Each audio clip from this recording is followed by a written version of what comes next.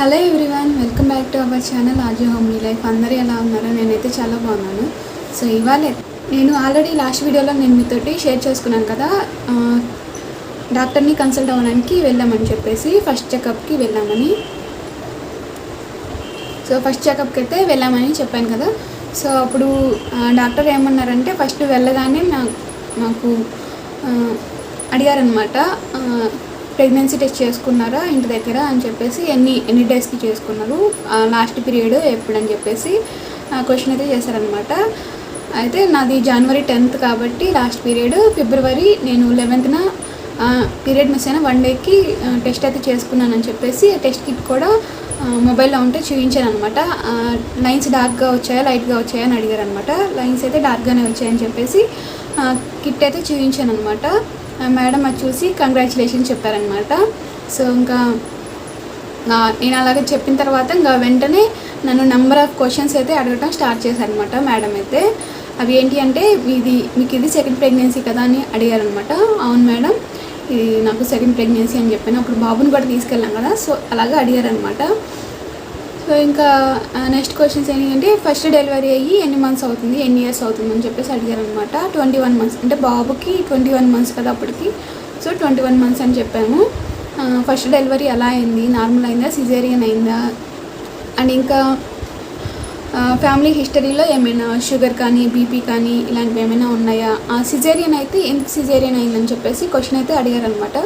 అప్పుడు నాకు సిజేరియన్ ఎందుకు అయింది అంటే, బాబు మెడ చుట్టూ 2 layers అయితే చుట్టుకొని ఉన్నాడని చెప్పాను కదా.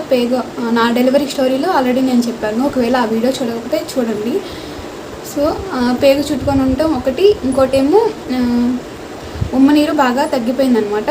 ఒక 1 week సిలైన్, ఉమ్మనీరు పడడానికి సిలైన్ అవి పెట్టించుకున్నా కానీ పెద్దగా గ్రోత్ అవ్వలేదు. ఇంకా దానివల్ల వెంటనే సిజేరియన్ అయితే చేశారు, నార్మల్ అవ్వదని చెప్పేసి. అండ్ ఇంకా సిజేరియన్ అయిన తర్వాత మీకు ఏదైనా కాంప్లికేషన్స్ ఏమైనా వచ్చాయా కొన్ని డేస్కి అని చెప్పేసి అడిగారనమాట. నాకు ఆపరేషన్ జరిగిన తర్వాత ఒక 6 monthsకి ఫస్ట్ పీరియడ్ వచ్చిందనమాట. ఆ ఫస్ట్ పీరియడ్ వచ్చిన టైంలో కొంచెం కాంప్లికేషన్ అయితే అయిందనమాట. హెవీ బ్లీడింగ్ అవ్వడం ఒక 3 months వరకు కంటిన్యూగా అయ్యేదనమాట. 15 days వరకు అలాగా కంటిన్యూ అయ్యేది, మళ్ళీ ఒక 3 days ఆగేది, మళ్ళీ అలాగా కంటిన్యూ అయ్యేదనమాట. అలాగ అయినప్పుడు నేను అక్కడ మా పాత రూమ్ దగ్గర హాస్పిటల్లో చూపించుకున్నానని చెప్పాను కదా, అక్కడ మేడంనే కలిశాను. అప్పుడు ఒక 2 months కోర్స్ వాడిన తర్వాత పీరియడ్స్ అయితే రెగ్యులర్ అయ్యాయి అని చెప్పాను అనమాట. సో అదేం పర్లేదు, దానివల్ల ఏం ఇబ్బంది లేదు, చాలామందికి అలానే అవుతుందని చెప్పారనమాట. సో ఇంకా ఫ్యామిలీకి చెప్పాను కదా, ఫ్యామిలీ హిస్టరీలో ఏమైనా ఎవరికైనా జెనెటికల్ ఇష్యూస్ ఎవరికైనా ఉన్నాయా అని అడిగాడనమాట. అలాంటివి ఎవరికైతే ఏమీ లేవు. బీపీ కానీ షుగర్ కానీ ఇలాంటివి ఎవరికైనా పేరెంట్స్కి కానీ ఎవరికైనా ఉన్నాయని అడిగారనమాట. సో నాకైతే షుగర్ అయితే నాన్నకు ఉంది కదా, అండ్ అలాగే నాకైతే థైరాయిడ్ ఇష్యూ అయితే ఒక 7 years నుంచి మెడిసిన్ వాడుతున్నానని చెప్పాను అనమాట. సో అదొకటి. ఇంకేం క్వశ్చన్స్ అడిగారంటే, ఇప్పుడు నీకేమైనా సిమ్టమ్స్, ఎలాంటి సిమ్టమ్స్ ఉన్నాయి, ఏమైనా ప్రాబ్లమ్స్ ఏమైనా ఉన్నాయా అని చెప్పి అడిగారనమాట. అంటే ఫస్ట్ డెలివరీ ఎలా కన్ఫర్మ్ అయింది, నార్మల్గానే కన్సీవ్ అయ్యారా లేదంటే ఏదైనా ట్రీట్మెంట్ ఏమైనా తీసుకున్నారా అని అడిగారనమాట. లేదు మేడం, నార్మల్గానే కన్సీవ్ అయ్యాను, ఈ ప్రెగ్నెన్సీ కూడా నార్మల్గానే జరిగింది అని చెప్పేసి చెప్పాను. ఇంకేం క్వశ్చన్స్ అడిగారంటే, మీది ఏమైనా మేనరికమా లేదంటే దూరపు చుట్టాలా లేదంటే అసలు రిలేటివ్స్ కాదా అని చెప్పేసి అడిగారనమాట. మాది మేనరికం అయితే చెప్పరు. మేనరికం అంటే మేనమామని చేసుకుంటే మేనరికం అంటారు కదా, సో అలా అయితే కాదు, మేనత్త వల్ల సన్ అని చెప్పాను అనమాట. సో బ్లడ్ రిలేషన్ అయితే ఉంది కదా, సో అలాగా. ఇంకా చాలా క్వశ్చన్స్ అడిగారు అనమాట. అవి చాలా రోజులు అవుతుంది కదా, గుర్తు రావట్లేదు నాకైతే. చాలా క్వశ్చన్స్ అయితే వేశారు. సో ఇప్పుడు ఏమైనా ప్రాబ్లమ్స్ ఏమైనా ఉన్నాయా అని చెప్పేసి అడిగారనమాట. నాకు కొద్దిగా స్టమక్ పెయిన్ అయితే వచ్చిందనమాట లైట్గా ఆ టైంలో, ఫస్ట్ స్టార్టింగ్ డేస్లో. అలాగే ఇంకా వామిటింగ్ సెన్సేషన్, బ్యాక్ పెయిన్ ఇలాంటివి చిన్నవి ఉంటే చెప్పాను అనమాట సిమ్టమ్స్ అయితే. సో అలాగా ఇవన్నీ కూడా కనుక్కొని మేడం అయితే కొన్ని ఫుడ్స్ అయితే చెప్పారనమాట. ఎలాంటి ఫుడ్ తినాలి, ఏ ఫుడ్ తినకూడదు, ఇలాంటివి అన్నీ కూడా చెప్పారు. అలాగే నాకు థైరాయిడ్ ఉంది కాబట్టి ఎంత పవర్ వాడుతున్నావు అని అడిగారు అనమాట. అప్పుడు నేను 100 mg అయితే యూజ్ చేస్తున్నాను. సో ఇంకా అది ఆ తర్వాత ఇంకా స్కానింగ్ లాంటివి అయితే ఏమీ చేయలేదన్నమాట. ఎందుకంటే 1 వీకే కదా అయింది పీరియడ్ మిస్ అయ్యి, అప్పుడు ఏం కనపడదని చెప్పేసి ఒక 8th వీక్లో మళ్ళీ కన్సల్ట్ అవ్వమని చెప్పారనమాట. అప్పుడు ఆ బేబీ హార్ట్ బీట్ ఫామ్ అవుతుందా లేదా అని చెప్పేసి అప్పుడే మనకి తెలుస్తుంది అనమాట, 7th వీక్లో కానీ 8th వీక్లో కానీ. సో అప్పుడైతే రమ్మని చెప్పారు. సో ఇంకా మేము వెళ్ళే ముందు బ్లడ్ టెస్ట్ అయితే కొన్ని ఇవ్వమని చెప్పారనమాట. అదేంటంటే థైరాయిడ్ టెస్ట్ ఒకటి, హెమోగ్లోబిన్ టెస్ట్ ఒకటి, ఇంకోటి ఈ షుగర్ లెవెల్స్, సో అవన్నమాట. అండ్ ఇంకోటి వెయిట్, అలాగే బీపీ కూడా చెక్ చేశారనమాట. అప్పుడు నేను ఉన్న వెయిట్ అయితే స్టార్టింగ్లో 59 కేజెస్ ఉన్నాను అనమాట స్టార్టింగ్లో అయితే వెయిట్.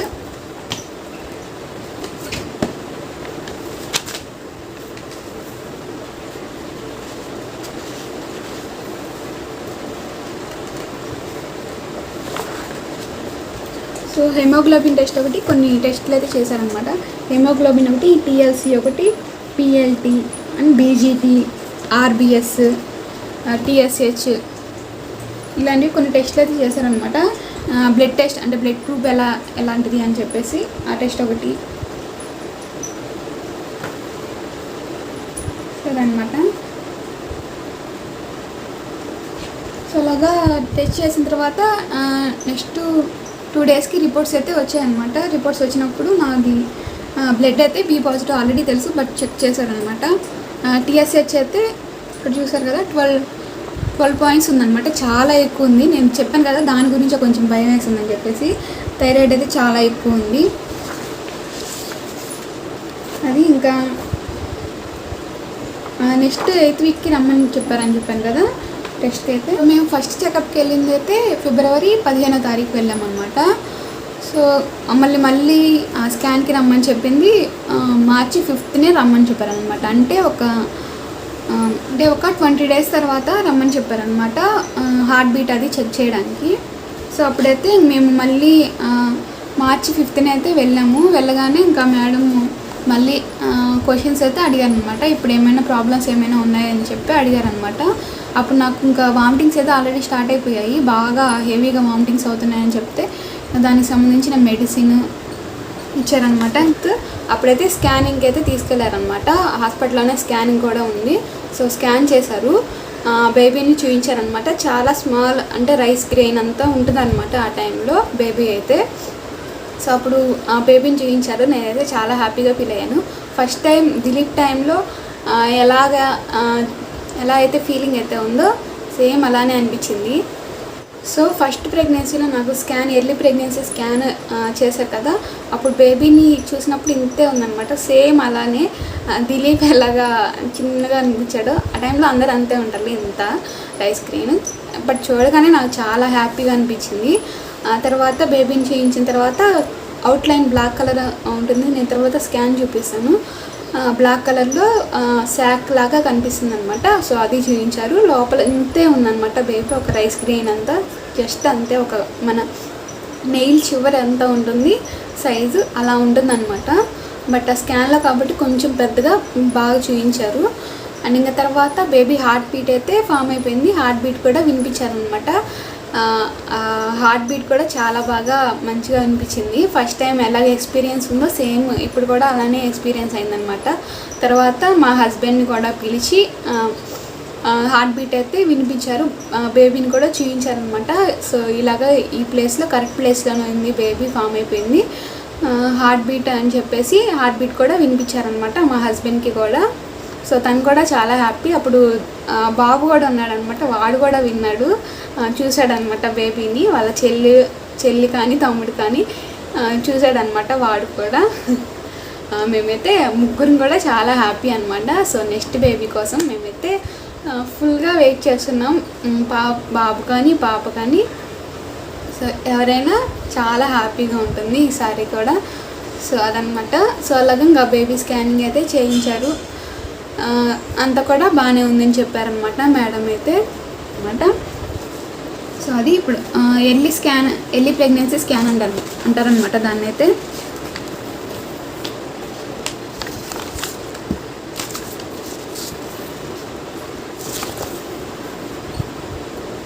ఎర్లీ ప్రెగ్నెన్సీ స్కాన్ అంటే ఇక్కడ ఈ రిపోర్ట్ అనమాట, మేడం ఇచ్చిన రిపోర్టు. నేము, అలాగే ఏజ్, అలాగే మేము స్కాన్ చేయించుకున్న డేట్.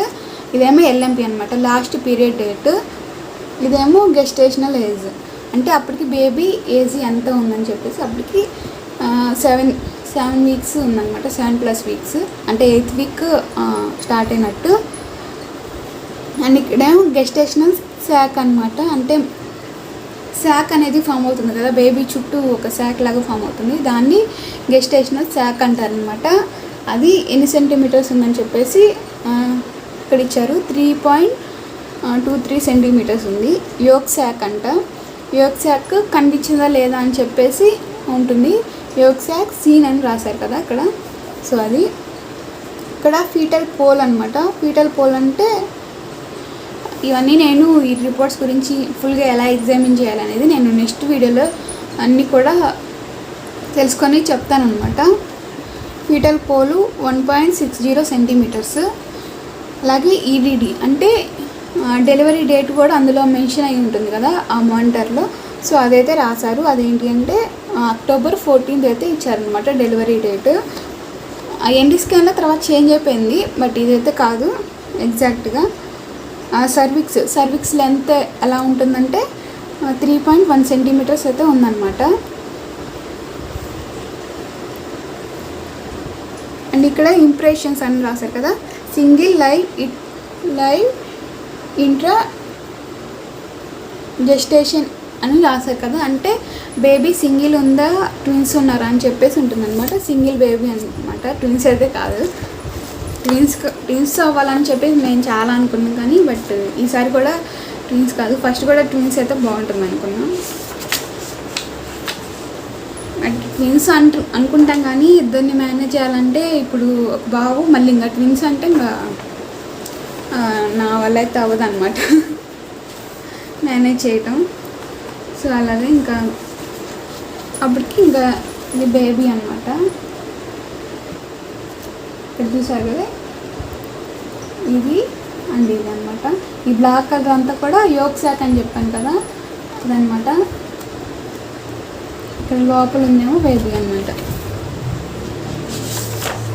సో అది సో అలాగా రిపోర్ట్స్ వచ్చిన తర్వాత స్కాన్ అయితే చేయించుకున్నాం కదా. ఆ రిపోర్ట్స్లో ఇంకోటి ఒక కాంప్లికేషన్ అయితే వచ్చిందనమాట. అదేంటి అంటే చెప్పాను కదా TSH బాగా ఎక్కువగా ఉందని చెప్పి, అన్నీ బాగానే ఉన్నాయి, ఆ TSH ఒక్కటే బాగా ఎక్కువగా ఉంది. అప్పుడు రిపోర్ట్స్ వచ్చిన 2 డేస్కి మేడం ఏం చెప్పారంటే వాళ్ళ నర్సులు ఉంటారు కదా, నర్సులు చెప్పేసి ఫోన్ చేయించారనమాట.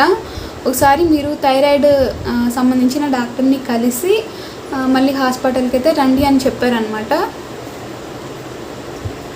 అప్పుడు థైరాయిడ్ డాక్టర్ను మాకు దగ్గరలో ఎవరున్నారో గూగుల్ మ్యాప్లో చెక్ చేసుకొని వెళ్ళామన్నమాట. సో థైరాయిడ్ స్పెషల్ డాక్టర్ దగ్గరికి అయితే వెళ్ళాము. అప్పుడు వెళ్తే అంటే మేడం ఓన్లీ గైనకాలజిస్ట్ అనమాట, ఫర్టిలిటీ ఎక్స్పర్ట్. అందుకని చెప్పేసి థైరాయిడ్కి ఎవరైనా స్పెషల్గా ఎవరైనా చూసే డాక్టర్స్ ఉంటే వాళ్ళని ఒకసారి కన్సల్ట్ అవ్వమని చెప్పేసి అన్నారనమాట. సో ఎందుకంటే థైరాయిడ్ కొంచెం ఎక్కువ ఉంది కదా, సో అది అందుకని ఇంకా మేము మళ్ళీ థైరాయిడ్ డాక్టర్ దగ్గరికి అయితే వెళ్ళాము. అప్పుడు వెళ్తే మేడం ఏం చెప్పారంటే మీకు థైరాయిడ్ ఎప్పటి నుంచి ఉందని చెప్పేసి అడిగారనమాట. ఇప్పుడు ఎంత పవర్ వాడుతున్నారు ఇవన్నీ కూడా డీటెయిల్స్ అన్నీ కూడా అడిగారనమాట. సో అప్పుడు ఇంకా మేడం ఏం చేశారంటే ఆ థైరాయిడ్ డాక్టర్ ఏం చేశారంటే యాంటీ-TPO యాంటీబాడీస్ ఒకటి, యాంటీ-T4 యాంటీబాడీస్ ఒకటి, ఈ 2 టెస్టులు అయితే ఒకసారి చేయించుకొని రమ్మని చెప్పారనమాట. సో ప్రస్తుతానికైతే 150 mg అయితే కంటిన్యూ చేయమని చెప్పారు. అంటే నేను 100 mg వాడుతున్నాను కదా, దానికి ఒక 50% ఎక్స్ట్రా వాడమని చెప్పారనమాట. ఈ యాంటీబాడీస్ TPO యాంటీబాడీస్ T4 ఈ 2 కూడా ఒకసారి చెక్ చేయించుకున్న తర్వాత మళ్ళీ ఒకసారి రమ్మన్నారనమాట. సో అలాగా చెక్ చేయించుకున్న తర్వాత అవి కూడా కొంచెం ఎక్కువే వచ్చాయన్నమాట. రిపోర్ట్స్లో ఎక్కువ రేంజ్ అయితే వచ్చిందనమాట. ఆ యాంటీబాడీస్ TPO యాంటీబాడీస్ T4 ఏంటి అంటే అవి సంథింగ్ ఏదో మేడం చెప్పారనమాట. అప్పుడు అవి ఏంటి ఎందుకు అలాగా వస్తాయని చెప్పేసి అదంతా కూడా నేను మర్చిపోయా. చాలా రోజులు అవుతుంది కదా, 2 months పైనే అవుతుంది. సో అది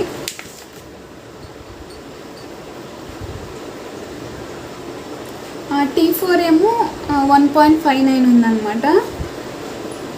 T4 0.11 అలా ఉంది. యాంటీబాడీస్ TPO ఎంత ఉందన్నమాట. అది ఇందులో పోయింది, ఫోన్లో ఉండాలన్నమాట, మొబైల్లో పైన అది వాటర్ పడి పోయిందనమాట. సో ఇక్కడైతే ఎలాంటి ఫుడ్ తినాలి, ఇక్కడ అవాయిడ్ అని రాశారు కదా. Cabbage, cauliflower, broccoli, soya, peanuts, radish ఇవన్నీ కూడా ఫుడ్ అయితే అవాయిడ్ చేయమని చెప్పారనమాట.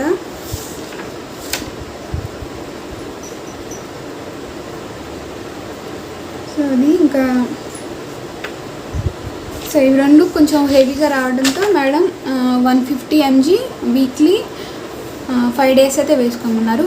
వీక్లీ 2 days ఏమో 1.25 వేసుకోమన్నారు అనమాట.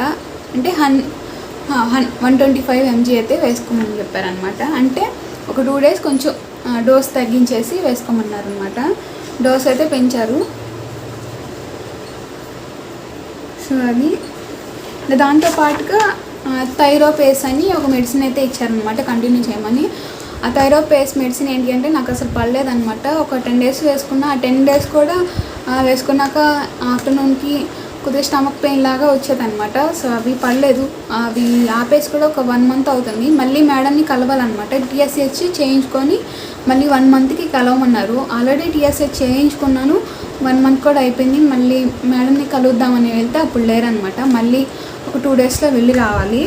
సో TSH చేయించుకున్నాను, రీసెంట్గా చేయించుకుంటే 3.8 అలా ఉందన్నమాట. చాలా తగ్గింది. 12 నుంచి 3.8 వరకు వచ్చిందనమాట. TSH అయితే తగ్గింది. తగ్గిన తర్వాత మళ్ళీ మేడంని కలవాలి, డోస్ తగ్గిస్తారా పెంచుతారా అనేది. సో అది నా థైరాయిడ్ హిస్టరీ అయితే ఇదనమాట. మళ్ళీ ఒకసారి మేడంని కలిసిన తర్వాత థైరాయిడ్ ఎలా ఉంది ఏంటి అనేది మళ్ళీ నేను మీతోటి షేర్ చేసుకుంటాను. సో అది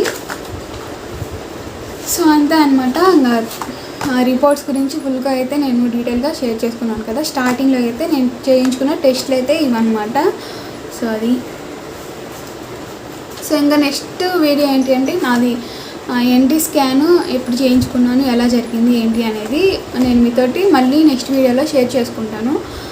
NT స్కాన్ ఎలా రీడ్ చేయాలి, అది ఫుల్గా ఎలా స్టడీ చేయాలి ఏంటి అనేది నేను నెక్స్ట్ వీడియోలో షేర్ చేసుకున్నాను. ఫస్ట్ టైం బాబుది NT స్కాన్ రిపోర్ట్స్ ఉన్నాయన్నమాట. దానికి దీనికి వేరీ చేసి చూపిస్తాను అనమాట, డిఫరెన్స్ ఎలా ఉంది ఏంటి అనేది కుదిరితే. సో అది సో ఇంకోటి ఏంటి అంటే మన NT స్కాన్లు కానీ బేబీ హార్ట్ రేట్ కానీ ఇవన్నీ కూడా కంపేర్ చేసి బేబీ బాయ్ బేబీ కాల్ అనేది మనం అసలు డిసైడ్ చేయలేమన్నమాట. దానికొటికి స్పెషల్గా స్కానింగ్స్ ఉంటాయి, అంటే జెండర్ స్కాన్ అని ఉంటాయి అన్నమాట. అలాంటి స్కాన్లు మన ఇండియాలో అస్సలు చేయకూడదు అనమాట. అది చాలా ఇల్లీగల్. ఇక్కడైతే ఫారిన్ కంట్రీస్లో అయితే 5th monthలోనే చేసి జెండర్ కూడా చెప్తారు, జెండర్ పార్టీ కూడా చేసుకుంటారు అనమాట వాళ్ళైతే. సో మన ఇండియాలో అయితే అది చాలా ఇల్లీగల్ అనమాట. సో అది ఎవరు కూడా చేయించుకోవడానికి ట్రై చేయకండి. నేను రీసెంట్ ఒక న్యూస్లో కూడా చూసాను, ఎవరో జెండర్ స్కాన్ చేయించుకొని దొరికిపోయారంట. వాళ్ళ మీద కేసు కూడా జరిగింది, కేసు పెట్టడం కూడా. సో అది సో అలాంటి ప్రయత్నాలు అయితే ఎవరు చేయకండి. అబ్బాయి అయితే అమ్మాయి అయితే ఏముంది, ఇప్పుడు అందరూ ఒకటే కదా. సో అది సో ఇవన్నమాట నా టెస్ట్ రిపోర్ట్స్. అయితే బేబీ హార్ట్ బీట్ అయితే ఫామ్ అయిపోయింది, అంతా కూడా బాగానే ఉందని చెప్పారనమాట డాక్టర్ అయితే. సో మళ్ళీ నెక్స్ట్ 1 month తర్వాత NT స్కాన్కి అయితే రమ్మని చెప్పారు. ఆ రిపోర్ట్స్ అన్నీ కూడా నేను మీతోటి షేర్ చేసుకుంటాను. సో మళ్ళీ మనం నెక్స్ట్ వీడియోలో కలుద్దాం. Bye bye.